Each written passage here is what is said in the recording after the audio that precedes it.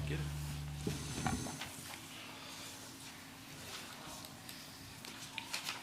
Are you thinking about moving into the manor house? Is that what you're thinking about?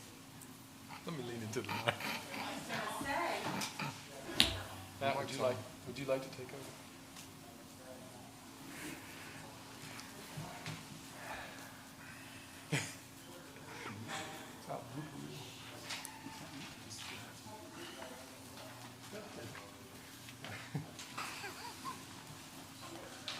Oh, it's going to be a long night, huh?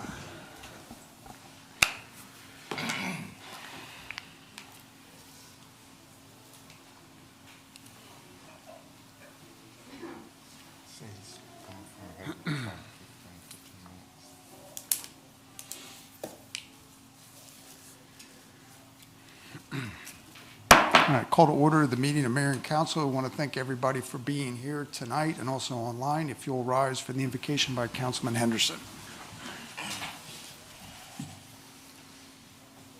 Heavenly Father, we just thank you for today. We thank you for the very breath of life. We ask that you put your blessing upon this meeting, that these affairs that will happen here tonight, that our actions will be pleasing in your sight. We ask for wisdom, for knowledge, and for courage to make the decisions for the benefit of the residents and the businesses here in Seaford, Delaware. We ask all this in Jesus' name. Amen. Amen. Please remain standing for the pledge. I pledge allegiance to the flag of the United States of America and to the republic for which it stands, one nation, under God, indivisible, with liberty and justice for all. May be seated.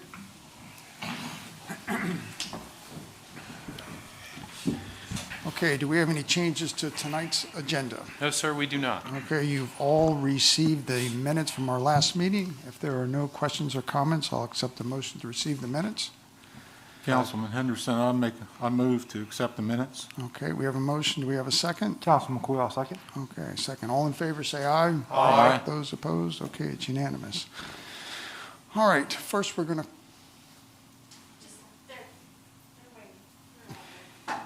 call up our chief.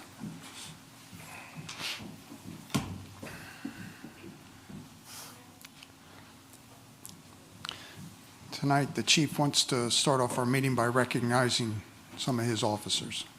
Hi, good evening. Good evening. I'm happy to be here tonight to introduce one of our brand-new graduates from the new Dover Police Academy. She graduated on February 15th, I believe, anyway. Joan Nanola.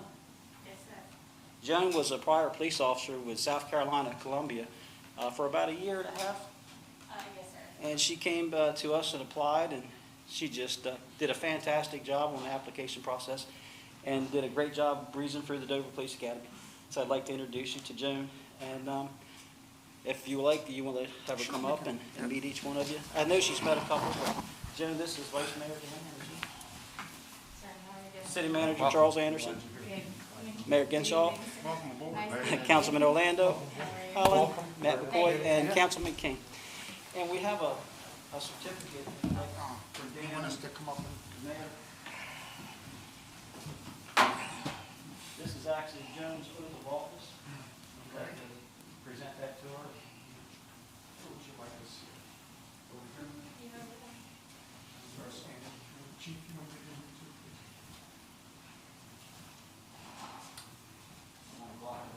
You're fine.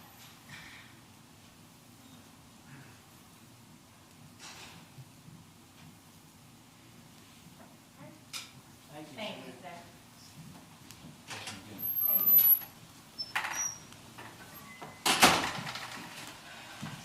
you. We're also very happy to announce the promotion of 2 senior officers with the Seaford Police Department. I'd like to first call up Lieutenant Christopher Miller. Chris has about 17, and this is his 18th year of service with the Seaford Police Department. He was previously a sergeant in the Criminal Investigative Division, and he's done a great job. Chris, congratulations on your promotion to lieutenant. Thanks, sir. And also, we have another longtime employee of the Seaford Police Department, Ashley Matt Mills. Matt was a detective for a while in CI, and he was promoted, and he stayed in CI as the new sergeant. And we've had some projects recently. Matt's done a fantastic job for us. Matt's in his 20th year with the Seaford Police Department, so I want congratulations to you Yeah. guys. We have a couple promotional certificates that the mayor and vice mayor would like to present to you. We could probably stand right up here in Senior front of officers. Charles. Senior officers. So these certificates are on behalf of all of us, recognizing your service and your promotion. We're so proud when we can promote from within. It's always been our goal. Feel the death that you guys are being promoted, so why don't you stand? All right, yes, sir. Give you a step, a stool.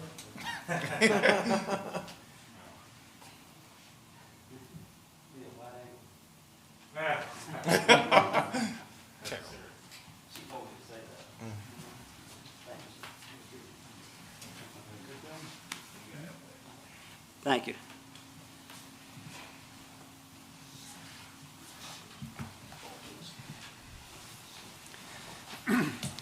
And next, we'll invite the Director of Electric, Bill Bennett, to come up and introduce his newest employee.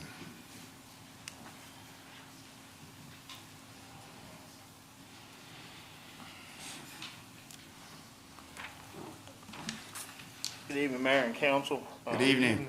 Here tonight, I'd like to introduce my newest employee. He started December 31st, 2020. So he's been with us a couple months. Starts taking his first week of lineman training March 29th. He'll go to school. He's been doing a good job. Tyler Sewell, he was lived here in Seaford all of his life. His father's an employee down at wastewater treatment. So Tyler Sewell, welcome aboard. Thank you. Give her a- Welcome, Tyler. Welcome aboard, sir. Welcome, Tyler. Nice to meet you. Thank you, guys. Okay, do we have any correspondence? No, sir, we do not. All right, first on our agenda tonight, I'd like to invite up young Mr. Carson Hastings. He has a very cool presentation and idea for our downtown.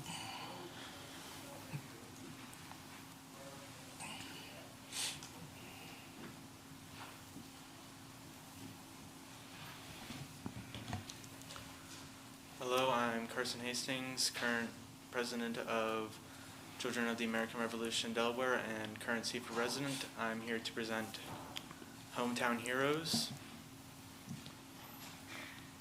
First thing about it is Seaford Hometown Heroes is a project to honor our local veterans and those currently serving in our military branches, proposing that 36 banners are created for those that have served or are currently serving in our military branches. All costs will be paid through fundraising. Applications will be provided online through the City of Seaford website as well as paper copies available at City Hall.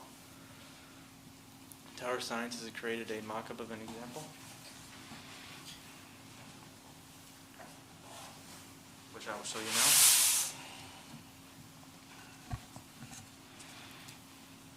We used a style in Spotsylvania County, Maryland, as an example. Can you show it to this side too, so these? Very nice. Very Excuse me for a second.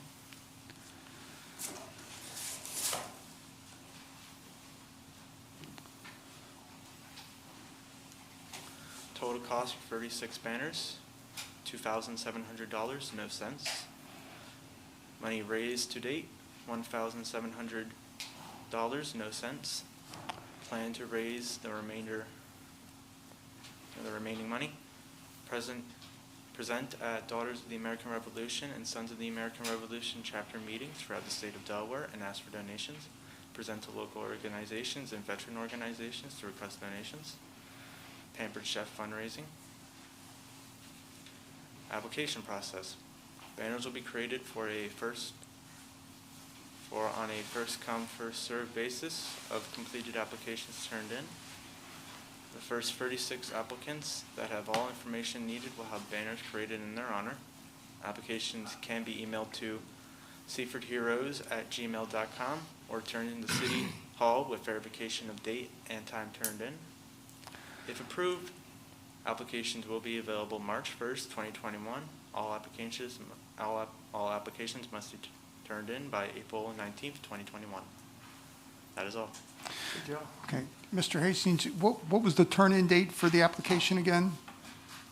April 19th, 2021. April 19th. And again, the cost, if someone wants to put a banner up, is how much? If I want to do a banner, how much does that cost? Do I need to put in, or No, it's all being fundraised. it's all going to be fundraised? Okay, Mhm. that's awesome. Are there any questions from council in regards to this banner program that Mr. Hastings is proposing? Mr. McCoy? I guess it's a question for us, for the council. Is the game plan to have these kind of rotate over the years, or is it an opportunity to have more applicants down the line? I guess some of the machinations of it. I think that the initial conversation was that you may get 36 pretty quick, and so people would then go on a waiting list, and maybe next year they would then get their turn to have their family member or themselves up there. And Yeah, let me say, maybe just add a couple things. We met with the Director of Public Works, and as council's well aware, the lights downtown have the brackets for the flags on them that are on the street side. We have the brackets to install on the poles, existing poles, on the sidewalk side. So if council approves this project with Mr. Hastings, we would then propose, staff has looked at this, the Director of Electric who's here has proposed that we would install the brackets for the banners, and then these would be up annually from Veterans Day to Memorial Day. And then that would be the time frame that they would be up. Before and after that, kind of bracketing that, would be the Downtown Seaford Association flags that you guys were familiar with. Those are now, they've ran their useful life. So we've met with them, and they're going to come forward to also purchase banners. So the brackets will stay up year-round. The Downtown Seaford's banners will go up on the sidewalk side after the Christmas lights come down. They'll stay up until Veterans Day. These will go up, stay up till Memorial Day, and then they'll come back down. Seaford Downtown Association banners will go up for the rest of the year. These banners typically last, Bill's going to help me out, 3 to 5 years with good care. Yeah. So depending upon weather, sometimes we have, vehicles that hit flags, so on and so forth. This should not be an issue, the way we're placing them.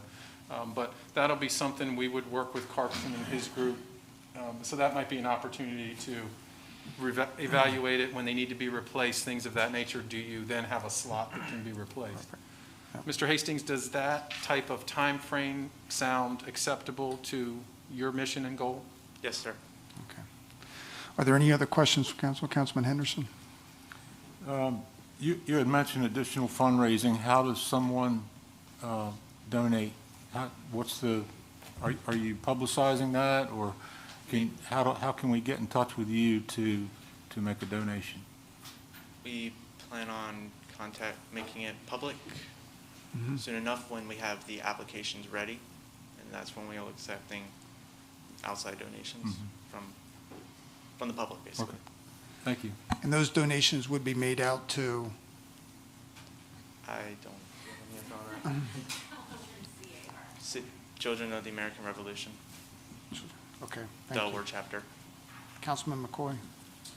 Just a comment. I think it's a great idea. I think it's fantastic, and me personally, I love seeing young people take initiative and do things like this, so just blown away by you guys, so thank you very much for taking this on. I think it's a great project.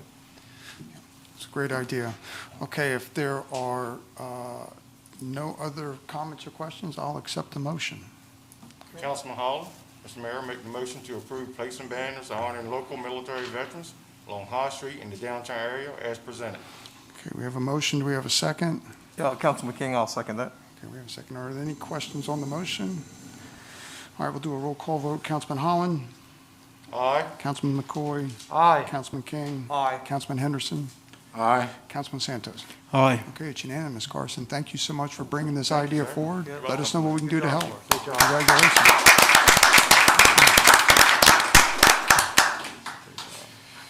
All right, next we have the Sussex Conservation District. So by way of introduction for council, I'd like to introduce Mr. Jim Elliott. He's project manager with the Sussex Conservation District, and I'm going to turn it over to him for his presentation. Mayor, Mr. Anderson, and councilmen, thank you for giving me the opportunity to present our request to you tonight. I'm a project manager, as Mr. Anderson Charles has indicated, with the Sussex Conservation District. And we're currently working with DNREC Drainage Section to address drainage concerns in Sussex County. And there's a long list of drainage concerns in Sussex County, and Heritage Village is one of those concerns, which has been on this list since, as far as I could tell, 2002. So these projects have been on there, they're pushing almost 20 years. So the state has now infused money into this fund for the Resource Conservation and Development Fund, RC&D fund, which pays for these projects. These are all state-paid projects. So the construction of this pipe will not, the city will not incur any cost to that. It would all be paid by the state through this fund. So what we're doing here is there's a blind ditch that's behind, I don't remember the person's name, but behind a house that doesn't go anywhere. And we're proposing to pipe this ditch, which would drain a good portion of Heritage Village, to Atlantic Devonshire tax ditch. Now, one of the conditions that Mr. Anderson presented for the city's consideration for this request, the user right-of-way, was to show that by taking this water that doesn't go into this ditch today, by piping this water into the ditch, it will not cause an adverse impact downstream. So in fulfilling that goal, we hired George, Miles, and Burr, GMB, to provide a watershed study to show that this additional water from this subdivision does not cause a negative impact or flood properties downstream in the Herring Branch or Herring Run. And their study did show that, and Judy Schwartz presented it to Charles, and I think we got a verbal acceptance of that. We actually received a letter of no objection from the city engineer, so Okay. yes, sir. Yes.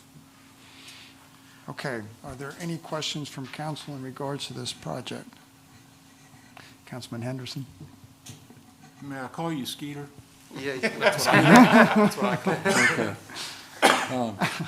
I walked right by you, the mask, I didn't even recognize you, but we've known each other for a lot of years, so I prefer to be a little bit more informal. How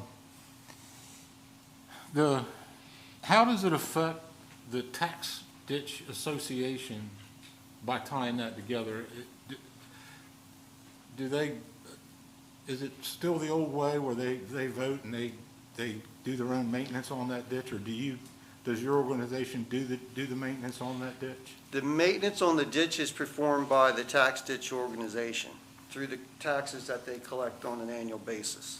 Now, they may not collect enough money over each year to do, a complete dip out, but over the course of a year, many years, they can do significant maintenance. So they may collect only enough money to mow the banks or minor things like that. Okay, so I'm not real familiar with the direction of the flow. Does that flow into the tax ditch or out from the tax ditch? This pipe? Yes. This pipe will Is be... it a collector from the tax ditch? No, this pipe we're proposing is a 24-inch pipe that will be collecting water from Heritage Village and piping it to the tax ditch. Okay. So, I mean, we're not putting any undue burden on the tax ditch. No, that was the watershed analysis that was performed to show that. And if I might, we've been, as Mr. Elliott said, we've been working on this project for really many years, almost 20 years. It predates a couple engineers with your department. Yes. So when we originally looked at this, we evaluated some alternative ways to get there. You'll notice it crosses laterally across Orient Chemicals property. And that is when we laid out our industrial park, that there actually was a 20-foot wide utility easement that was shown on those plans.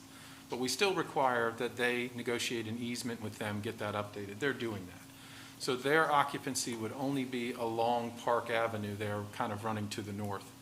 We did ask them, as Mr. Elliott said, to do a downstream analysis. And where this goes and the impingement point in this drainage shed is at the box culvert at Bridgeville Highway, near Strike Master Lanes or Trinity now. And it's identified on an Army Corps of Engineers study as an area that backs up. So we identified that, we work with that, and what we wanted was, we have no problem assisting, obviously, our neighbors, assisting the Conservation District.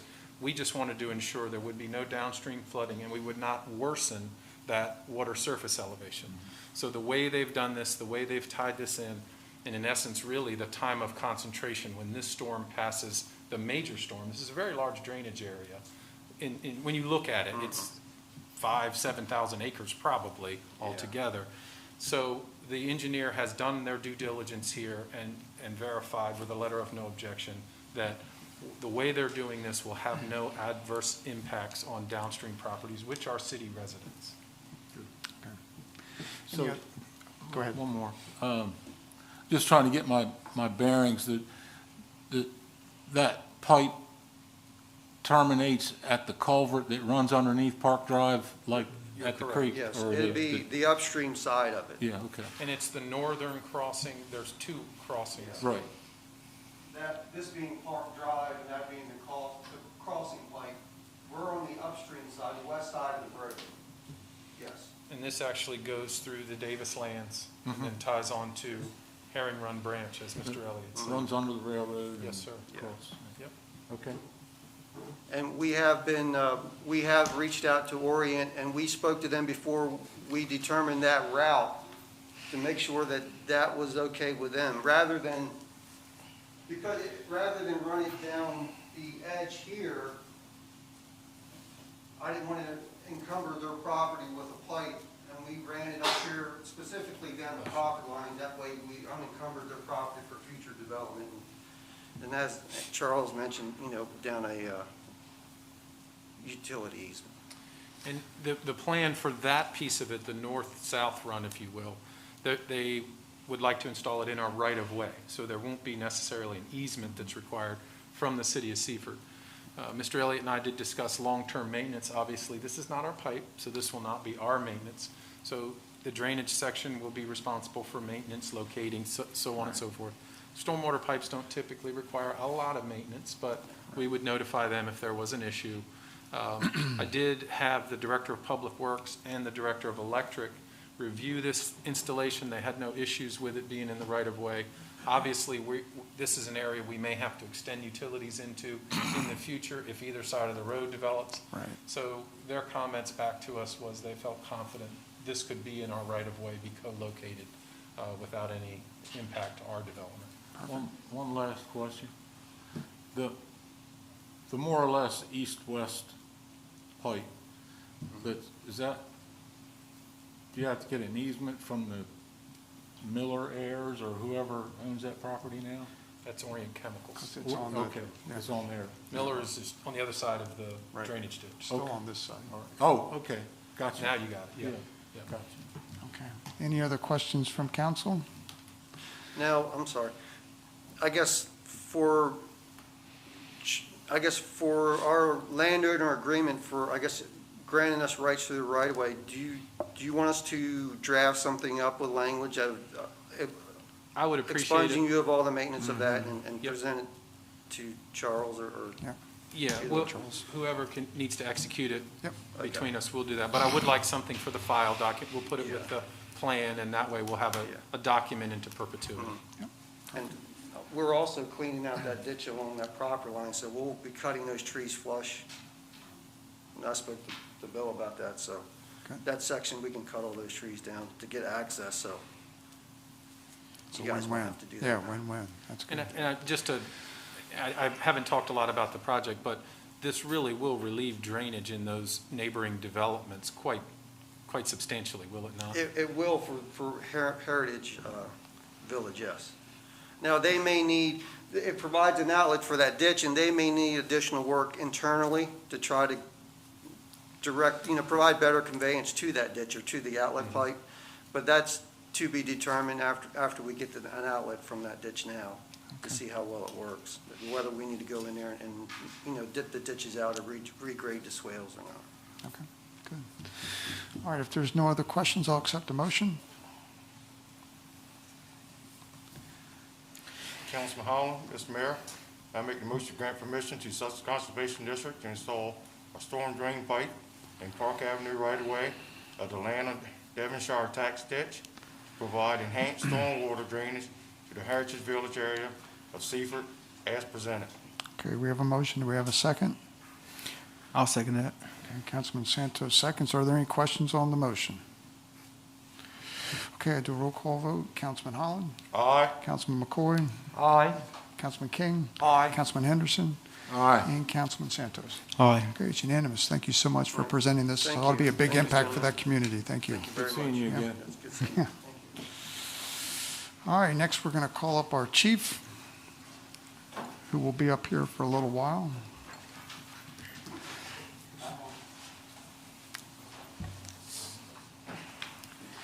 Three, 4, and 5.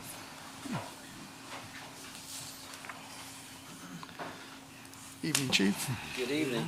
Good evening. So today, I guess we're here to make a recommendation on an integrated in-car body-worn camera and interview room camera system. I had presented a recommendation to be added, I guess, to the board packs, but I believe that everyone's probably had an opportunity to review it. Back in October, I was here with WatchGuard representative, and just a real brief background. Back in 2019, we started looking at body-worn camera systems. Very expensive proposition. We looked at 3 vendors. We looked at Customs, who did not apply for this particular RFP, and we had conversations and bid and webinars with Axon, and we also had WatchGuard. And at that time, Axon was extremely high in comparison to WatchGuard, and we believe that WatchGuard, would have met our needs based on the cost. As a result of the council meeting and approval to move forward with an RFP, it put everything on the level playing field. And once that occurred, Axon actually came back with a really good proposal within literally 7 cents cheaper than WatchGuard, and offered more switches and triggers. Axon owns Taser, and as you're probably aware, other than hands and verbal commands, Taser is our largest source of any type of use of force or response to resistance. And what that means is with Axon, if we spend approximately $2,800 to replace the batteries in the Taser, it automatically has a switch that would activate the body-worn and in-car camera should you deploy that Taser, capturing video evidence. But not only does it do that, it activates everybody else's camera within 30 feet of you, in-car and body-worn camera. And that's extremely important. And then we did some other comparisons with evidence.com, the storage platform that they have, versus WatchGuard's storage platform, which is going to be soon to be the Vault. I guess theirs is very similar, named Evidence. Now I can't remember the name because we've been focusing on what Motorola is going to switch to, which is the Vault. And through that process, we determined that Axon has the most cameras deployed in the state of Delaware. The second largest agency in the state is Newcastle County PD.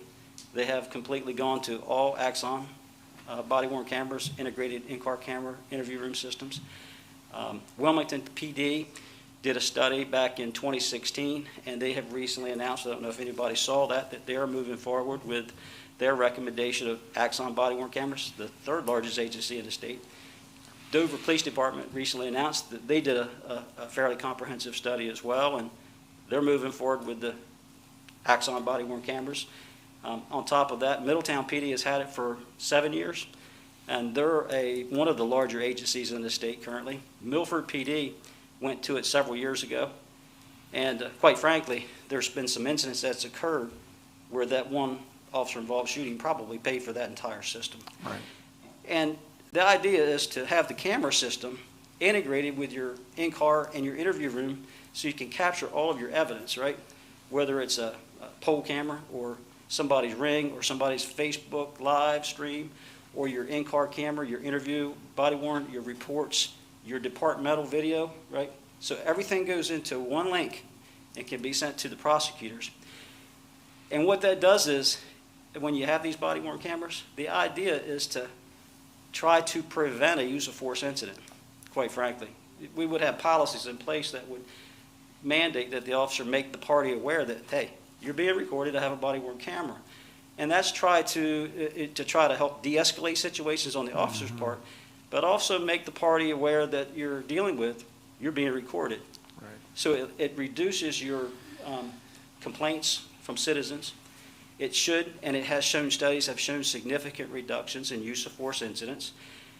And on top of that, there's been video evidence that's been collected where an officer had to use deadly force not that long ago in a different state, where the body-worn camera didn't pick up the fact that the individual had a spike in his fist when there was an altercation.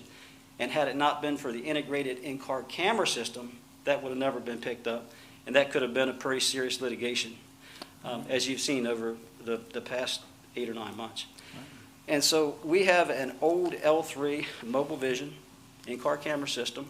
It's really met its needs. It's really done its job because we've had it for so long. And my understanding is it's a legacy system that was updated to a digital system 10, 11 years ago. And we've gone through 4 different servers, in-house servers.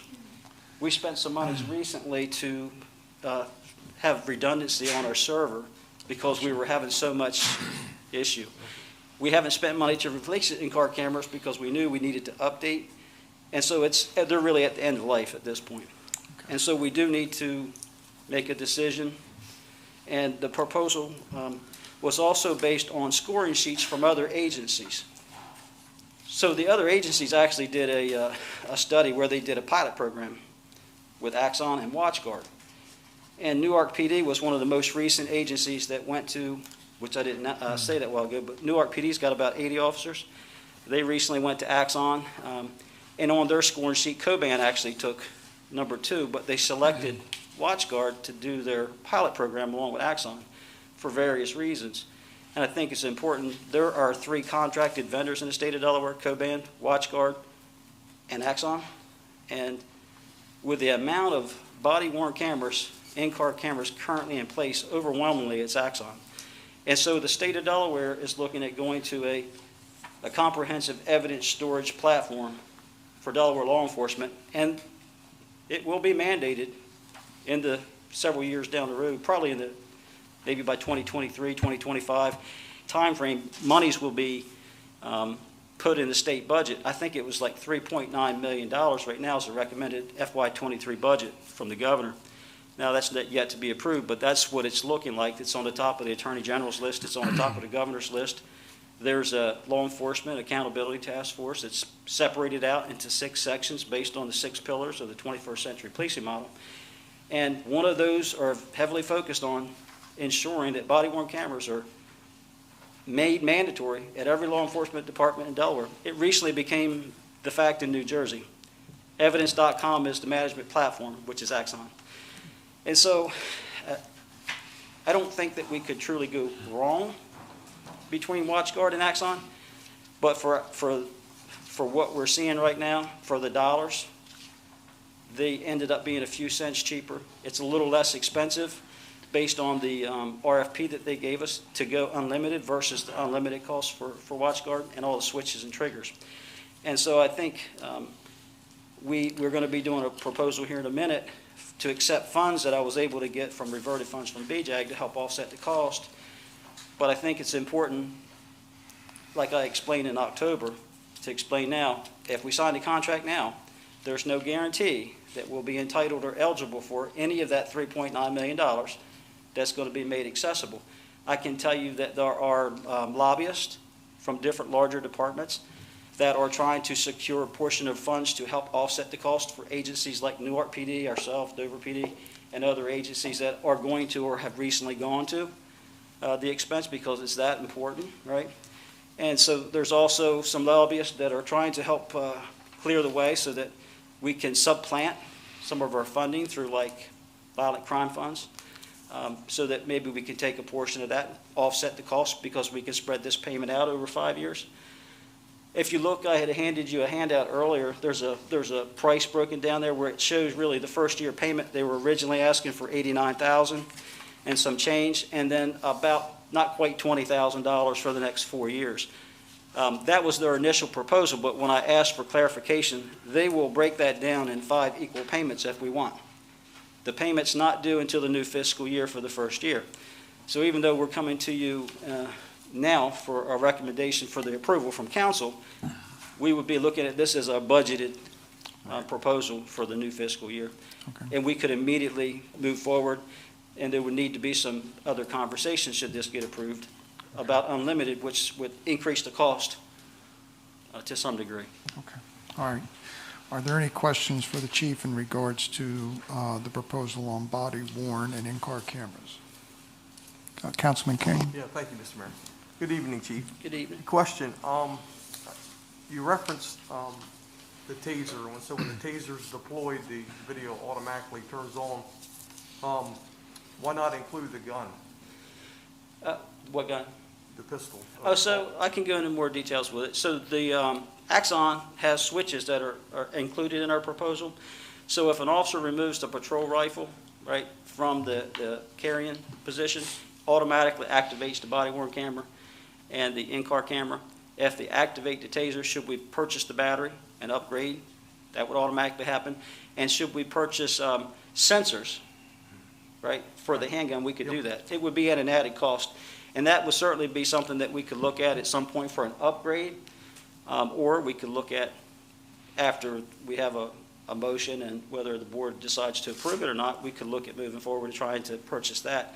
I would say that we could look at grant funding to do an upgrade of equipment rather than trying to put the burden on the city for that, but that's certainly something that we could do if the council would like us to look at that for the next cycle of grant funding. All right, thank you. Yes, sir. Appreciate it. Okay, other questions for the chief? All right, if not, I'll accept the motion. Councilman Henderson. Mr. Mayor, I move to accept the recommendation of Chief of Police Marshal Kraft regarding the request for proposals for body-worn and in-car cameras for the Seaford Police Department and award the contract to Axon Enterprises Incorporated with funding provided by the Realty Transfer Tax Reserves and the BJAG 2019 grant funds as presented. Okay, we have a motion. Do we have a second? Councilman McCoy, I'll second. Okay, we have a second from Councilman McCoy. Are there any questions on the motion? If not, we'll do a roll call vote. Councilman Henderson? Aye. Councilman Santos? Aye. Councilman Holland? Aye. Councilman McCoy? Aye. Councilman King? Aye. Okay, it's unanimous, Chief. Thank you. Thank you. And you're up again. So I think Vice Mayor Henderson just mentioned we have we had written a grant for the BJAG 2019 for reverted funds, and they approved us for $15,000 to offset the cost. And part of that is to have the council also specifically make a motion to approve that funding. So we have it. It's been authorized. I just need to see if the council would approve us to accept those funds. Okay, are there any questions in regards to applying this grant towards these funds for the chief? If not, I'll accept the motion. Councilman Henderson again. Mr. Mayor, I move to accept the recommendation of the Chief of Police Marshal Kraft to accept funding approval through BJAG 2019, Project 2548, which is reverted funds in the amount of $15,000 towards the purchase of body-worn cameras as presented. We have a motion. Do we have a second? Councilman McCoy, I'll second. Councilman Coyd, second. Any questions on the motion? If not, we'll do a roll call vote. Councilman Henderson? Aye. Councilman Santos? Aye. Councilman Holland? Aye. Councilman McCoy? Aye. Councilman King? Aye. All right, unanimous, Chief. And finally, you're going to do a little presentation on the accreditation? Well, I got something brief, and I think there's a video to play that would pretty well speak for itself, but Okay. if the mayor and vice mayor would like to get a picture with this. Oh, my goodness. This is, and I'd like to show it to the audience if we could. Yep. This is our actual formal certificate from the Delaware Police Accreditation Commission, where we achieved state accreditation. I'd like everybody to see it. This is going to be posted in our front lobby.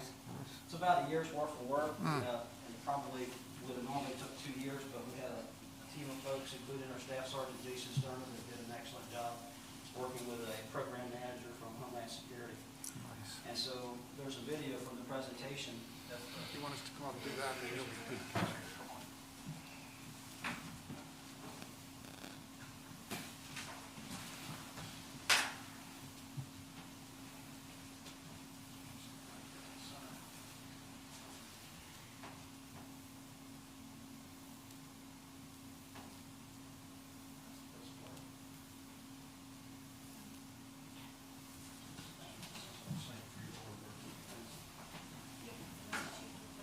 Other than the video, that's really all I have. I would like to, once again, just thank the team at the Seaford Police Department for all their hard work. Really, it couldn't have been achieved without them and the support of the council, because it did come with some funding needs, and we appreciate that support. And the Cabinet Secretary for the Department of Safety and Homeland Security, retired Colonel of the State Police, Nathaniel McQueen, did the presentation. You'll see him doing that. And I want to thank them and their team for making that program manager available, because that's really was very helpful for an agency that needed to really start from the ground up. So we appreciate that. Thank you, Chief. Thanks, Chief.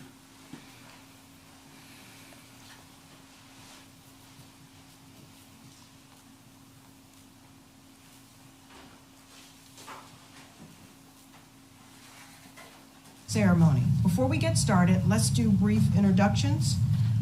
Joining us today through Zoom, we have Chief Calloway from Millsboro Police Department, Chief Ogden, University of Delaware, and Delaware State Police Superintendent, Colonel Melissa Zebley.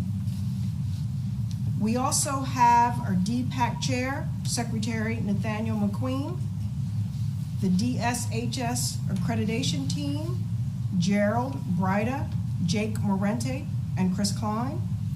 And last but not least, our honored guests, Seaford Police Department Chief Marshall Kraft. We also have Seaford Sergeant Jason Sterner. We have Seaford Vice Mayor Dan Henderson, and Seaford City Manager Charles Anderson.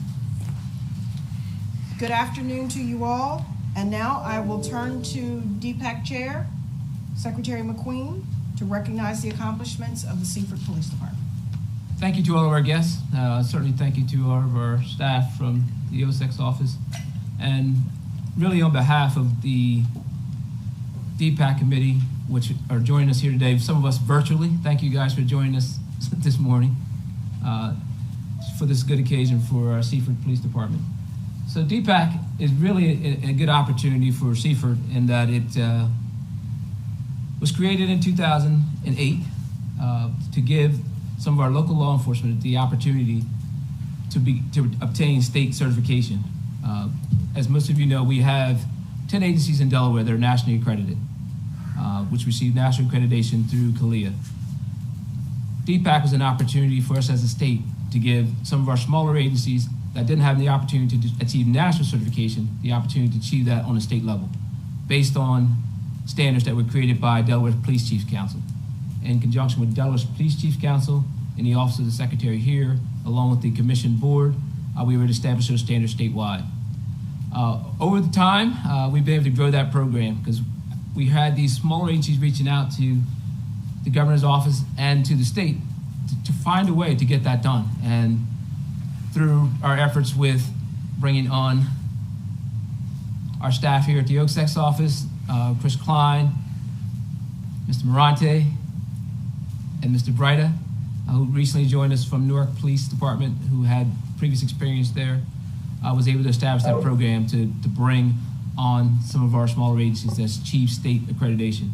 So over the years, up to date, since 2008, we've now established 7 agencies that have achieved state certification, in addition to the 10 that have already been nationally certified. Again, this is a great opportunity for Seaford Police Department, not only for the mayor, for the town council, for the city manager, and for all of your men and women that work at Seaford Police Department, but also for the citizens of Seaford. It gives them a great opportunity to know that you're holding a standard, that they can have an expectation from you as a police department, and that you can hold your folks accountable to meet that standard. And most importantly, it gives a standard really for law enforcement across the state. You know, as we've seen some of the things over the last year, we've seen some of the concerns expressed by citizens, and what they have been asking for is simply a standard that they can expect and will know what to expect from police departments. And by achieving that accreditation standard, you're assuring the public that they can count on Seaford to meet that standard, and again, establish that trust and commitment from Seaford Police Department. So again, I just want to congratulate you. I want to congratulate all of our partners, obviously members of the board, but also this program wouldn't happen not only with the small staff here, but really from the commitment from Delaware law enforcement. This end product becomes really a collaboration between all of our agencies that are already nationally certified to have all their assessors help with this process. Our staff here are very small, but together with all of our other partners in law enforcement, they get it done to come in and help you meet every one of those standards, to make sure all your process is up to date, and do some of those early evaluations, as I'm sure as you work through this arduous process, to know that it comes from everybody working together. And again, I just want to congratulate, our committee here from the OSEX office, all of our members that help from Delaware law enforcement, and most importantly, thank to Seaford Police Department, because it's so many things that a chief, being a new chief coming into Seaford, there's so many priorities and so many things that are of concern. We've heard all the concerns nationally, we've heard the concerns locally, but to make accreditation a priority is a commitment and shows that you're committed to serving your citizens there in Seaford. So again, congratulations, and we wish you all the best, and I'll turn it over to the chief to make a few comments. Thank you, sir. First, I'd like to also echo what the Cabinet Secretary stated. This is a collaborative effort on the part of a lot of folks. And I've got a statement that typed up here that I'm going to read. And of course, I'll try not to go off script, but we all know that might not happen. The achievement of state accreditation is the result of the hard work, commitment, and service of the men and women of the Seaford Police Department. The standards of DPAC, the Delaware Police Accreditation Commission, encompass the best practices of law enforcement throughout the state of Delaware, and we are extremely proud for the accomplishment of this goal, for we know it could not have ever happened without the collaborative efforts of the folks in this room, the folks on the monitor here watching from DPAC, and some other folks that I'll mention here in a moment.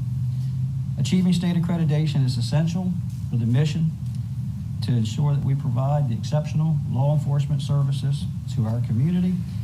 We strongly believe that it enhances the reputation of our police department, and it will also increase the public's confidence through accountability. And I think Cabinet Secretary spoke on that. It's important to be held accountable, and you have to have policies and procedures in place as guiding philosophies for the officers to follow so that we can achieve that. And I would like to thank Jake Morante. He was our program manager, coordinator, and our Staff Sergeant Jason Sterner, who is our department's accreditation manager. They worked tirelessly through civil unrest and pandemics and lots of other projects, and we still achieved this. And this was an extremely, really a goal that we just didn't realize that it could be accomplished in this time frame. And once again, hard work and dedication of you guys really, truly did make this happen.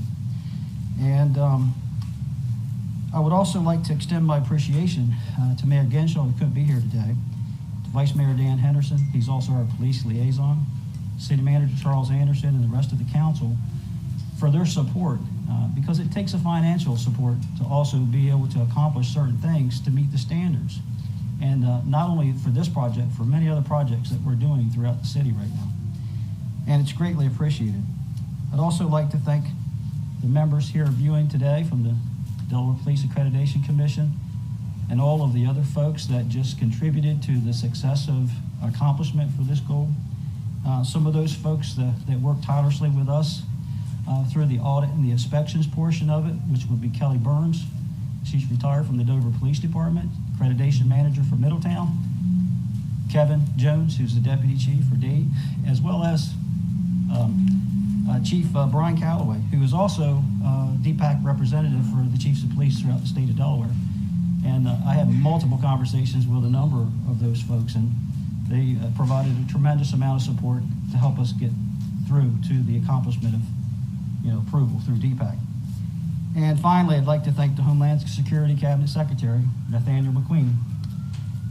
And also Deputy Principal Christopher Klein, for your support, because your support of this accreditation process, for making it possible to have a program coordinator, because without that, I truly don't believe we could have accomplished this, especially not in the time frame that we did. So your perseverance to be able to make that happen through grant funding was truly very important to us. So thank everybody for your assistance throughout this project. Well, I just want to present this on behalf of Delaware DPAC and members of the council to the Seaford Police Department for achieving state accreditation. And congratulations to the town of Seaford and to the citizens of your community. Thank you, sir.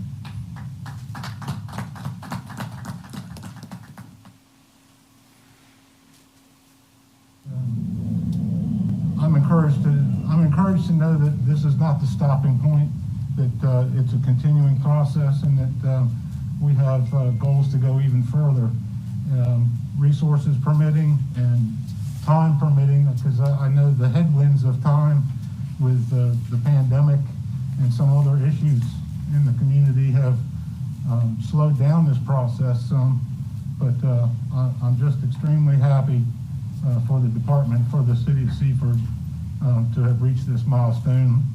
Also, for the residents and just the community at large, it bolsters trust, and it also bolsters the pillars of 21st century policing, so that we can get better outreach and accountability to the people we serve. So thank you very much. Thanks also to the commission and to you, Mr. Secretary, for your assistance going forward. And I know this is not a stopping point. We're going to need your help in the future, so we thank you in advance for all your assistance. Thank you. Thank you. And the chief to wear as a proud accomplishment of achieving state accreditation. So Chief, I'll just, congratulations. Thank you, sir. I appreciate it.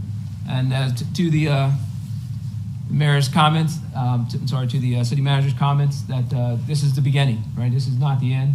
I mean, our goal is always to establish that and make it become part of your culture. And it becomes a way that Seaford Police does business, as well as all the police agencies within Delaware on a uniform standard. So congratulations. Thank you again. And thank everybody here today to support our department. Thank you.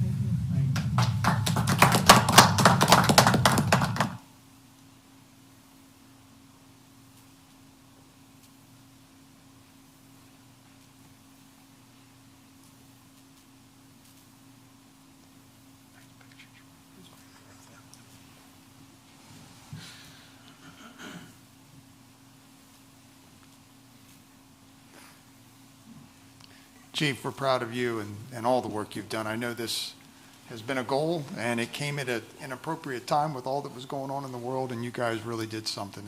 We're really proud of you, and we appreciate your work on that. That was great to participate in that, even though we all couldn't be there. That was wonderful. Thank you for sharing that. Great job. All right, next we have on the agenda the proposal for the fire alarm control panel and other alarm devices at the city. Is June presenting? She is. Director of Finance.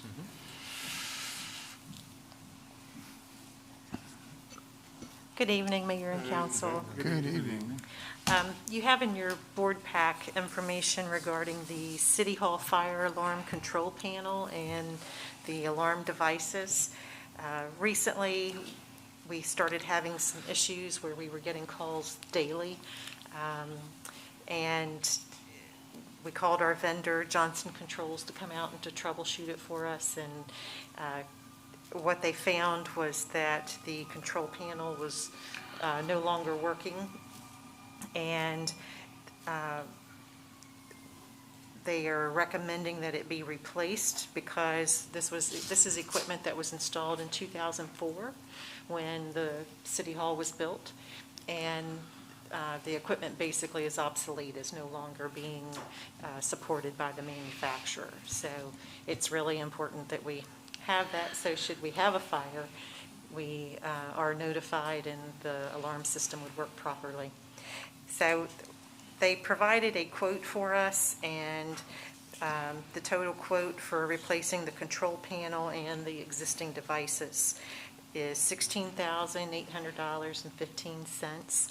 And the reason we're bringing it forward is because this was not an expected expenditure this year. It was not budgeted for, but we're just asking that it be a budget line item overrun at this point for this process. Okay. All right, are there any questions in regards to replacing the alarm systems? Councilman Henderson. Does the current system have any functionality at this point? Yes. Yes. Yeah. What happened, to go into detail, and we provided a picture, there is actually, and I walked Councilman Santos down there, the interface with that gear is a touchpad. So we can't do anything with it. We can't correct anything. We can't clear any faults. But it's still functioning currently. The Director of Finance referred to that we're getting daily calls. What we're getting is a trouble signal from the device daily. So the building official walked through with Johnson Controls, and we put it in a bypass mode so that we wouldn't keep getting these daily calls. But as I understand it, it's still functioning, still doing what it needs to do until we can get it replaced. But if it were to go off, we would not be able to, we would have a very difficult time to interface with it, shut it off, reset it, so on and so forth. Okay, any other questions from council in regards to the fire panel? If not, I'll accept the motion. Mr. Mayor, I'd like to make a motion to approve the proposal from Johnson Controls to replace the fire alarm control panel and fire alarm services at City Hall in the amount of $16,800.15 as a non-budgeted expenditure. Okay, we have a motion. Do we have a second? Councilman King, I'll second that. We have a second. Are there any questions on the motion? If not, I'll do a roll call vote. Councilman Santos? Aye. Councilman Henderson? Aye. Councilman Holland? Aye. Councilman McCoy? Aye. And Councilman King? Aye. All right, it's unanimous. Thanks, June, so much. Thank you. All right, next we have the Annexation Committee report. Follow-up. So as council is aware, an annexation committee was formed on January 26th by Mayor Genshaw. And in your package, in board pack, there is a report. They did hold a meeting to investigate the possibility of annexing the lands owned by Michael Reed on Rifle Range Road and Robert F. Reed of 446 Stein Highway. It is a long report. If council would like, I can just kind of hit the highlights rather than read the detailed report. Please. All right. So it talks about the reasons for annexation, which is for city policing and city utilities. The report discusses streets and roadways, stormwater drainage that's in the area and available to the subject property. And I was remiss, I apologize. This is a picture of the property. It's located just off of Bridgeville Highway on Ross Street, which is a paper street. It's adjacent to some of the developments of Better Homes of Seaford. In this picture, what would be to the top of the page and left-hand side of the page. And that is how this property is contiguous to the city limits. So it is eligible for annexation. And it is about 3.2 acres in size.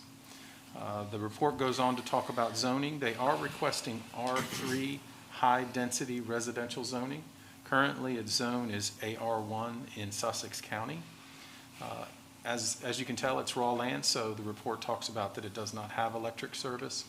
Should this become annexed and council approve that, we would amend our service territory so we would be able to service this as we do with the adjacent areas. There is some sewer that is adjacent to the property serving existing utilities, or existing development. This property would be able to avail themselves of the sewer, the water that's in the area. They would need to provide us easements. Obviously, if it were annexed, it would be subject to our property tax requirements. The report does go into our comprehensive plan. This is an enclave in the city, so it's an area basically surrounded by city limits. So our goal is to annex enclave, so that's in keeping with our comprehensive plan. The report talks about the advantages to the city, the disadvantages to the city, the advantages to the area proposed for annexation, and the disadvantages proposed to annexation. The recommendation by the committee is they unanimously agreed to proceed with the proposed annexation process for the property, and they further recommended it to be zoned R3 high-density residential. There will be a public hearing next month on the timeline should council accept this report and move it forward. The report and the committee consisted of Vice Mayor and Chairman Councilman Dan Henderson, Councilman Orlando Holland, and Councilman Jose Santos. And I'll just defer to the Chairman, Vice Mayor. Are there any things that you might like to point out related to this annexation report, sir? It would net be an asset to the city based on my attendance at the meeting, the way it was presented. It will also come at a lesser cost than some of our other annexations because we don't have to have any agreements with other utilities to buy them out. So because this particular property is not served by electricity at this point. So it's of low cost to acquire it into the city, and I just didn't see, I just considered that the advantages far outweigh the disadvantages in this case. Okay. All right, are there any questions in regards to this annexation? If not, I'll accept the motion. Mr. Mayor, Councilman McCoy, I'll make the motion to accept an annexation committee report for the property owned by Mr. Michael A. Reed and Mr. Robert F. Reed Jr. for annexing tax map parcels 331-5.15-006.00 and 006.01 located on Ross Street as presented. Okay, we have a motion. Do we have a second?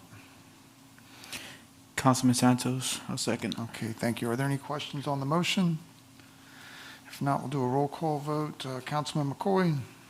Aye. Councilman King? Aye. Councilman Santos? Aye. Councilman Henderson? Aye. And Councilman Holland? Aye. It's unanimous. Okay, thank you very much.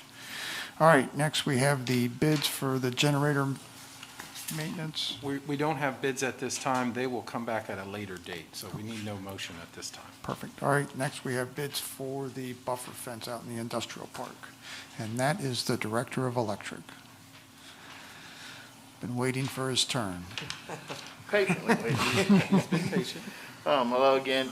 Yeah, we're looking out to the industrial park, cutting down trees and putting up a buffer fence. It'll end up where the presentation earlier about it, Heritage Village, will be 3 years from now. Can you advance the slide, Tricia? There you go. Bill, we got you some. Okay, so, yeah, we'll start down at Arbutus Pump Station and do 1,000 feet this year, which will end up just about where the new cabin construction building is, on that property line.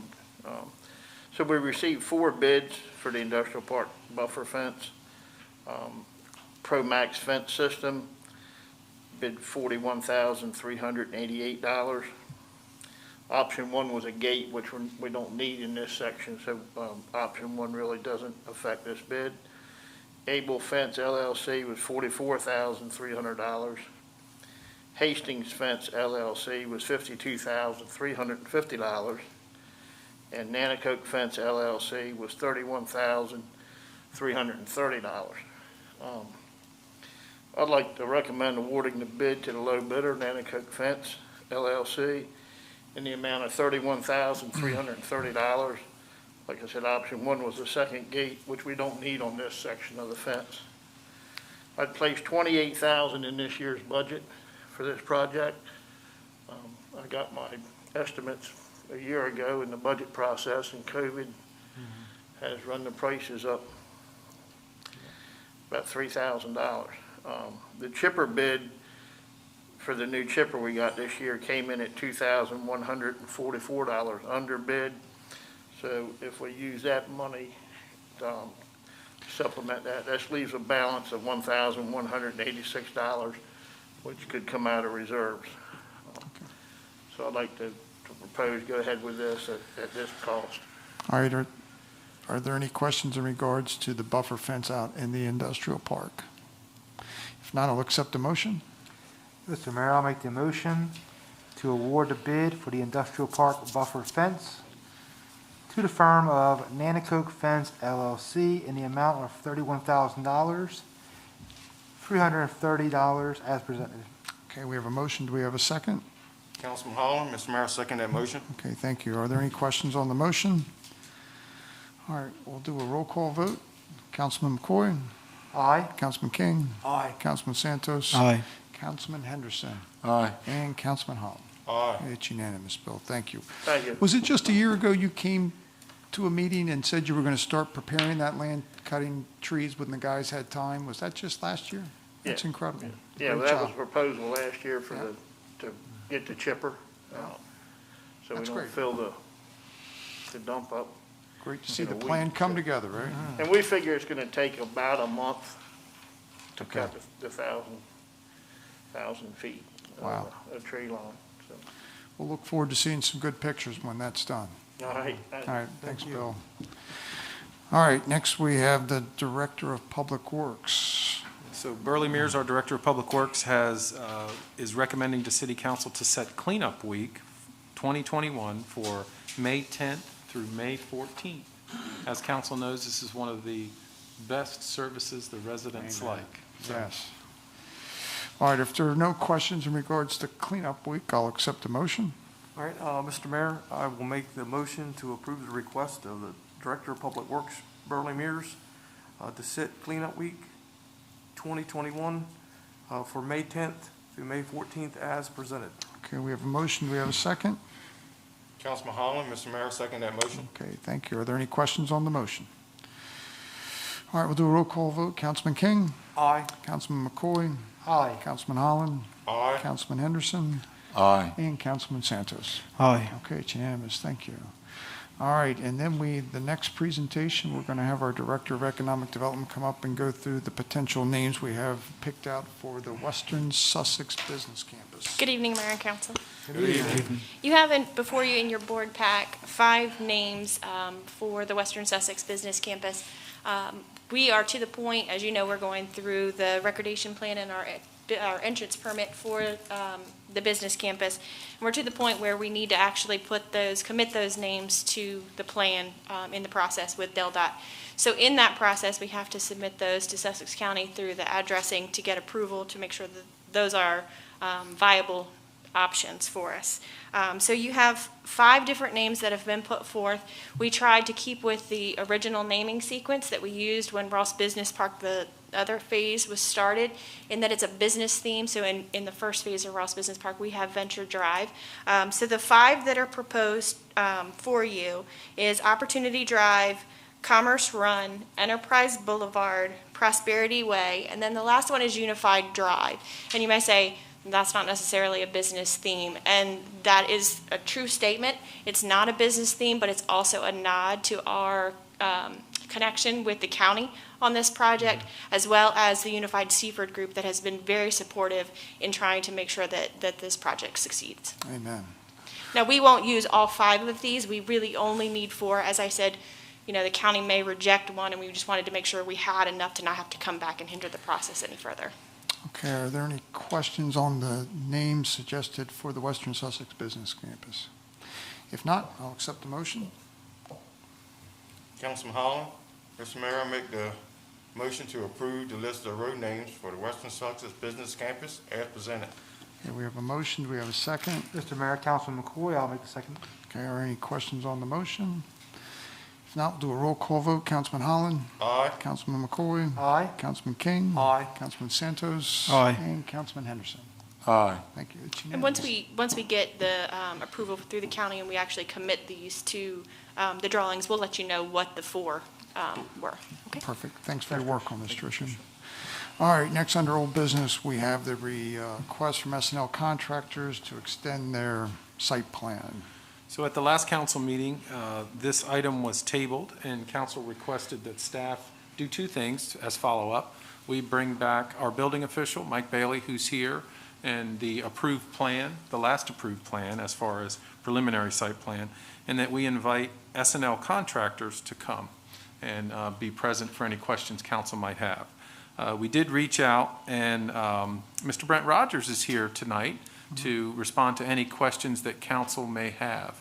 I will share, his business partner gave him the short straw because he is on vacation, so. Like 2 o'clock this afternoon. Michael, would you mind coming up and advancing the slide to show the, thank you. So this is the approved plan that has been on file. I believe, Mike, you said since the last time it was updated in 2019? Yeah, they applied for renewal, to reactivate the project in 2019 as a preliminary status. It was originally had a final approval in 2008, and that was extended in 2010, and then it had expired. Now, Mike, does this plan fall in line with our current R3 code? No, it complies with the previous R3 code, so some changes. They will have to make some amendments to this plan to meet the current regulations or apply for variances. So we have a plan before us that doesn't meet the R3? The current R3 regulations, yes, sir, you are correct. Now, I spoke with Mr. Hastings, I believe, and I did speak at length with Mr. Rogers today. They are aware of that. It does impact their plan. They are working, I believe you shared with me, you're working with someone who may have interest in this property and is aware of it. And before they come for final plan approval, they'll have to make the necessary revisions and or request a variance from the city through our process, should they decide or want to do that.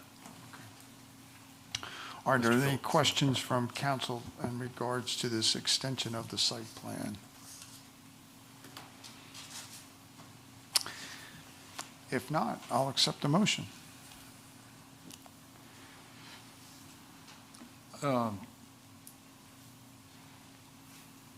Question. Yes, sir. So this motion as written is not binding? When you say not binding, I mean, he would like to keep his plan alive at preliminary for a period of 2 additional years. Okay, just so that it's understood that the plan will have to be amended or changed in order to come into compliance. I guess the way I'll say this is that his next step in the approval process, as outlined by the subdivision regulations, is a final plan approval. So there's no need to bring back a preliminary plan. He will have to finish the plan, unless he changes it. He could come back and say, hey, I want to revise it wholesale. I want to change it into single-family homes. He could do that, and we'd have to go back through. But should he want to proceed with a development similar to this, he would work towards final plan approval.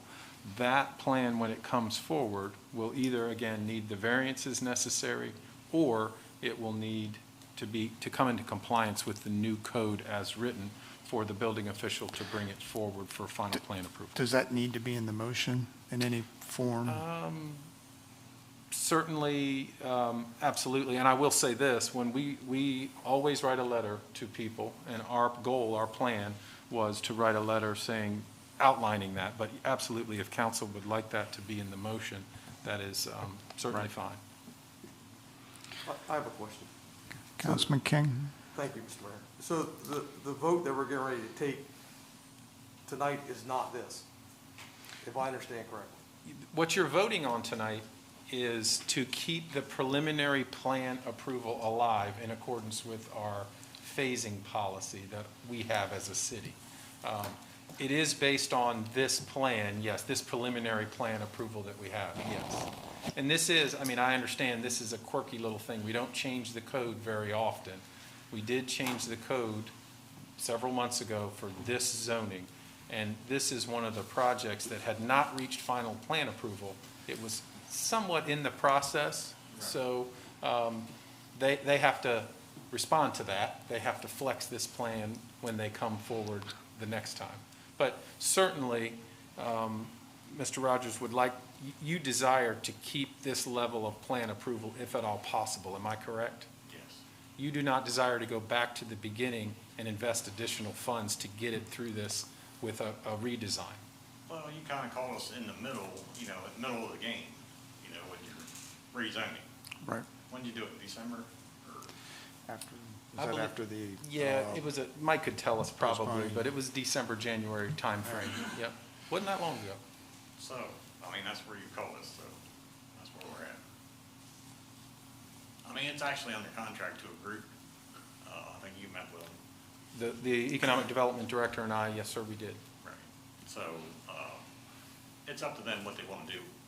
But Right. like I said, if they want it, it's sold. Right. So that's where it's at. We did make And them they're aware of it. Yes. Okay. That's the important thing, is that they're aware. Councilman Henderson? But, I know you've asked for a motion, and, but I would like to say that, I'm sensitive to the fact that energy has been expended on this, and that if it's kept alive, there will be some changes to it. But I'm also sensitive to the fact that I wouldn't want this investment to be null and void, just to have to start over from Right. scratch. Right. So with that, I am prepared to make a motion. Okay. If there are no other questions. There have been no other questions. Are there any other questions? We'll ask a question before we vote again, after we have a motion. Mr. Mayor, I move to approve the request of S&L Contractors Incorporated to extend the preliminary site plan approval for the R3 high-density residential portion of the Governor's Grant subdivision, Sussex County Tax Map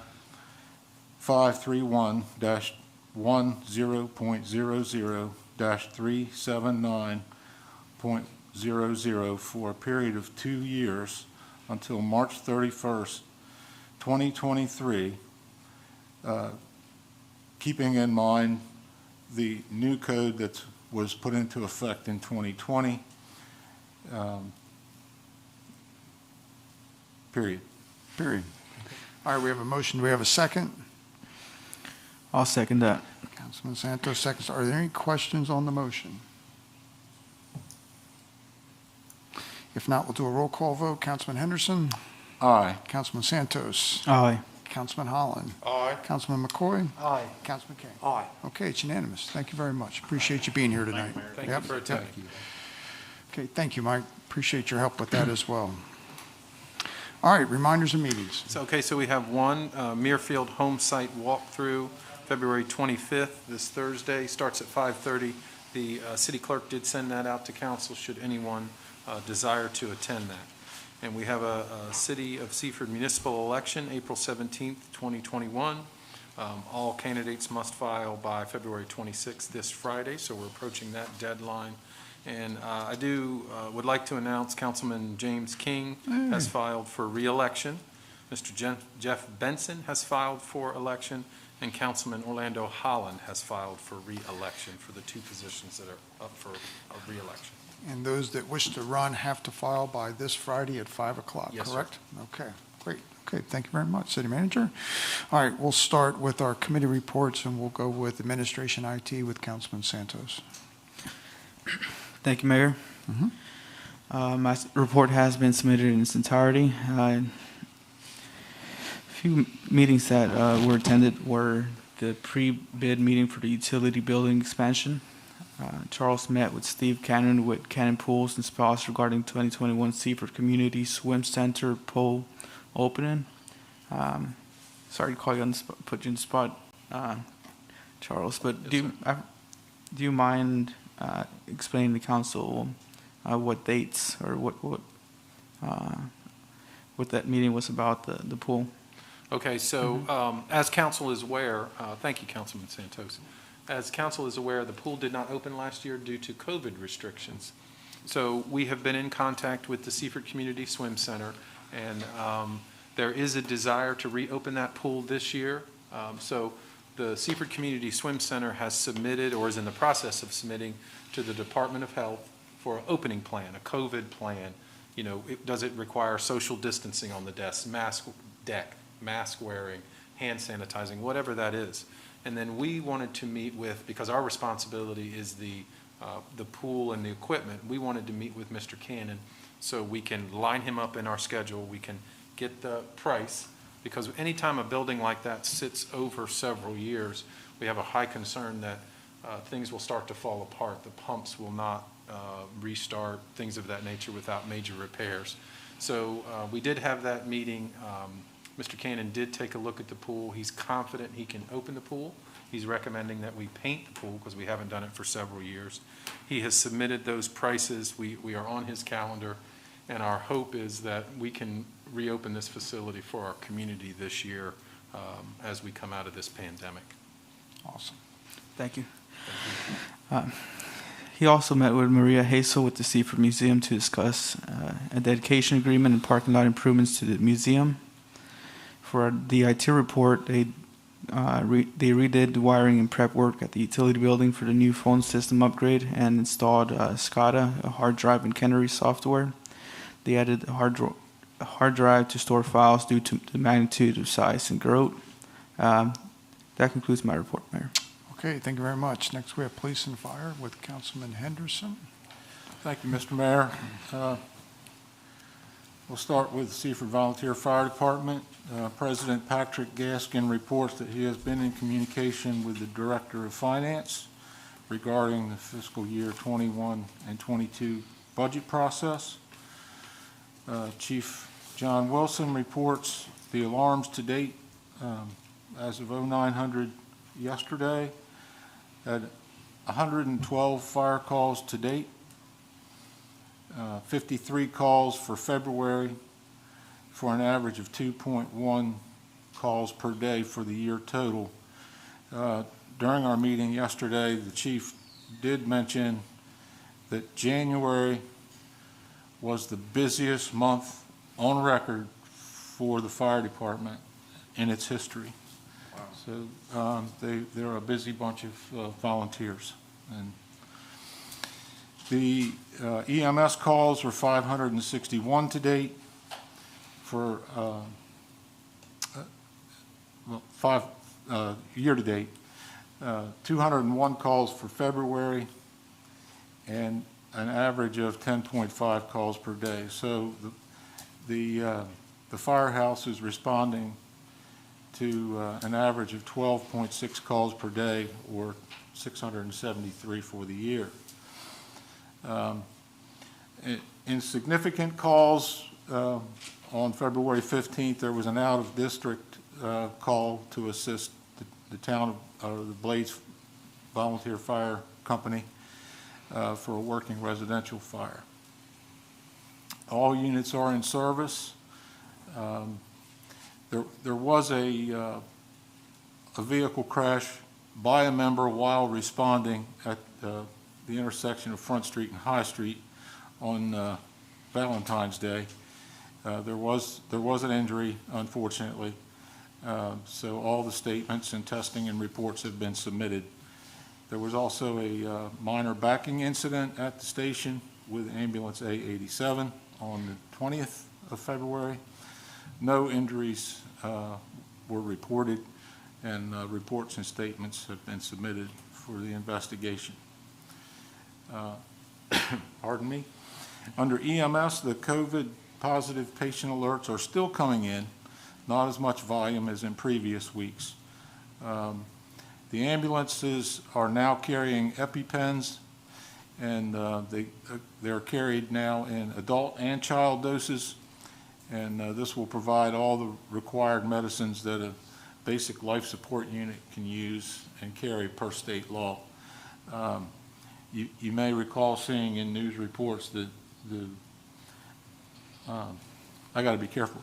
I will say the expense is outrageous for EpiPens, and they have a short lifespan.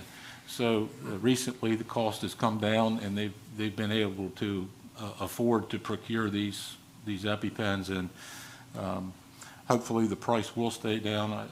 I know there's news reports that the price cap was recently unfrozen.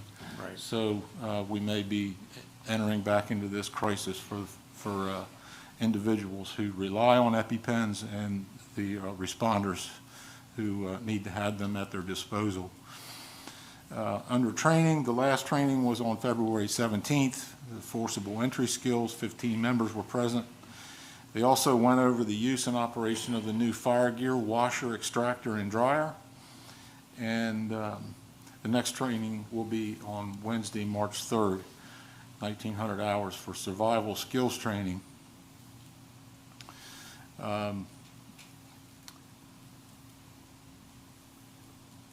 Charles, did we get any pictures for the winners? No, Okay. I reached out, but he didn't have any. Okay. Unfortunately, we don't have any photographs of the winners for the Delaware Volunteer Firefighters Poster and Essay Contest, but there were some participants from West Seaford Elementary, Fred Douglass Elementary, and Sussex Montessori School, and the winners will be published, and hopefully we'll have some pictures and some awards and some good stuff to show for those who participated. In other news, we have we're sad to report the passing of past Fire Chief William Pinky Higgins. The department gathered and with the Salisbury Fire Department and offered Mr. Higgins full firefighter honors, and there was a procession from Salisbury to his interment location, which was at Oddfellow Cemetery.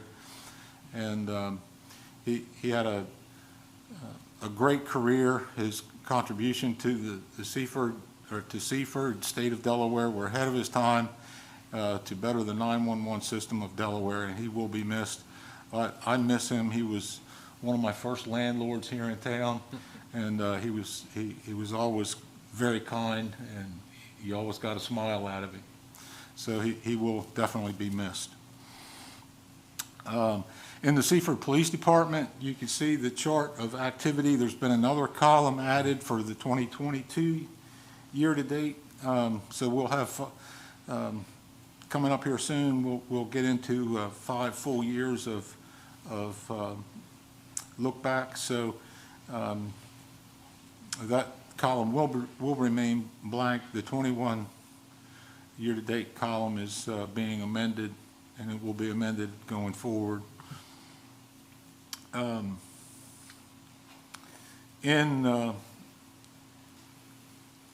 One significant advance, if you look down in the additional crime data below, the CID and the department have been able to increase their clearance rate up to 75% on some of these crimes, which is just goes to show that some of the data collection and some of the new procedures and policies are starting to work, and the department's getting more efficient at closing cases. You'll see drug complaints were fewer than in previous periods. Traffic citations, there were 207 traffic contacts, resulting in 93 citations and 17 warnings. There were unfortunately 4 DUI contacts, 2 accident-related DUIs. 26 crashes, 2 injury accidents, and 24 non-injury accidents. You'll see a significant, you'll see 5 bullet points with significant incidents. And in training, there was a train-the-trainer opportunity through Georgetown University for ABLE. ABLE is active bystandership for law enforcement training, and it requires a significant commitment to department and agency statewide. So this was done through Zoom, and that happened on February 18th. Moving on down, there's a number of administrative activities that the chief and the administration was involved with. There was on the 17th there was accreditation presentation, which you saw parts of. Also, you'll look down and you'll see the chief, the city manager, and I, and Deputy Chief Rappa attended the graduation ceremony for our newest officer, Joan Claire Nanola. And that will just about do it. Thank you, sir. Okay, thank you. Next, we have Codes, Parks and Rec, Councilman Holland. Thank you, Mr. Mayor. We start off with Code Department. They issued 1,154 rental license issued out of 1,679 total units. And they were busily doing rental inspections being scheduled. And they were doing routine inspections throughout the city that's ongoing. And Wawa's site work to start in March. And Montessori School is getting ready to submit building plans for phase 2. Now we'll move on to Parks and Recs. And I have a little show and tell for you. You want to do the video first? Miss Sierra will assist me.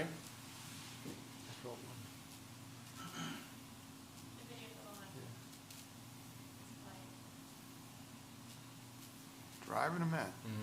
Yeah.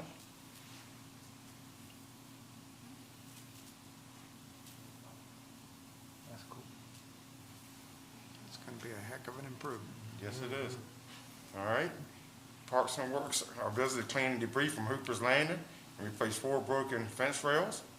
And they met with Tim Conway in Gatewood Park regarding removal, replacement of irrigation for the upcoming tech project. And they sent us 3 special event projects for softball tournaments.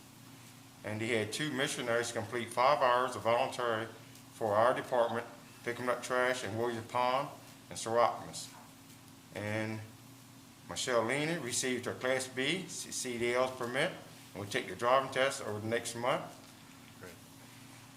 And they are reviewing part-time job description for Parks Department to advertise in early March. And they met with Delaware Forest Service regarding a grant for tree pruning in Williams Pond. And they are to begin advertising for Spring Soccer League. Update made online, registration live. And that concludes my report. All right, next we have Electric with Councilman McCoy. Thank you, Mr. Mayor. In regards to the crew, since the last report, they took down the Christmas lights on High Street, had a safety meeting about the chipper and chainsaw safety, did monthly substation checks. Greg and Ed worked on the estimates for 170 Delaney Street. In regards to the director, he had his normal director's meeting, worked on the FY22 budget and CIP, had a council liaison meeting, held a staff meeting, worked with Tracy to get a bid package out for an electrician for the Martin Farms project, and gave Tyler Sewell his 30-day evaluation. So a few highlights, but over the next few weeks, our goal will be to continue working in Muirfield 1, Phase 2B, continue working in Bel Air multifamily, and continue changing the lights on Sussex Highway to LED. Again, it's a few highlights, but the report's been submitted in its entirety. Thank you very much. And finally, we have Public Works, Wastewater Treatment, Councilman King. Thank you, Mr. Mayor. My report's been submitted in its entirety. I'm just going to hit some of the high-value activity that's happening throughout our community. I'm going to start with the Public Works Department. They've been working on the alley maintenance. They repaired a water service on Harrington. The department is currently still working understaffed. They have 1 position that's open and 2 are out on medical. I'm going to jump over to the wastewater treatment facility and compost. Septic is up. They have compost for sale by appointments. Overall, the plant performance remains good. Some of the activities that are going to happen over the next 2 weeks, they're going to, Burley's going to work on his budgets. They're going to continue all routine tasks. They're going to continue to work on the cleanouts on the smoke testing list. They pull and repair the retirement living lift station pump as well as the Manor House lift station pump. And with that, Mr. Mayor, that concludes my report. Thank you very much. Thank everybody for your good work. I also want to take a moment to recognize the legend in the audience, Councilwoman Grace Peterson. It's always good to have you here. It makes us raise our game to a new level. It's good to see you. So, appreciate all that you do. With that, I'll accept the motion to adjourn. Motion, we have a second. Councilman Corey, second. All right, all in favor, say aye. Aye. Those opposed, say aye. Thank you.